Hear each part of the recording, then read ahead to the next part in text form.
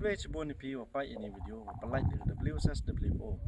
nga campus dan HP ni jing bentip wa dauron biang ini ke tournament yang ke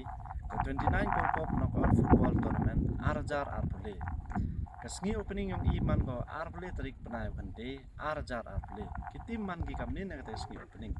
DWRC perca ko ya SSFA kini kitim pan artli man ki kitim ku suk pajki parlak omaya football khutlang ya pi waro 1p hakate kesngi upai ini jingi lek ke yang ini artli tim kemadan hap ko ha wapung skor te kam ki perlok ko jo yo upan chongchit igani ka paiki yang i hapo ke East Jaintia Hill District khut ya pi waro 1p te kemadan le kam yo pi dang em go haperdi ke jingben kre yang i ke WSSWO te upan dep iga hachwa yang ngasngi opening te kam chule daw yo pi yege of entertainment padut jo ra yegani nam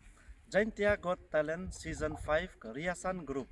Bat kam jule daw yo be entertainment na ke KB Memorial Secondary School dance performance. Bat kam jule ke tiket akata sngi man goto ke free entry. Do kini jing betip HP kublai cibon 6000 mo. O yawan pencongcit biya ganinga jingele ke yung I awaman le haka arpuli daring yung di benai eport chu jisten komersinya fi idap Petip presiden itu haga niga madan yang gau pung skor wa MH po East Jaintia Hill District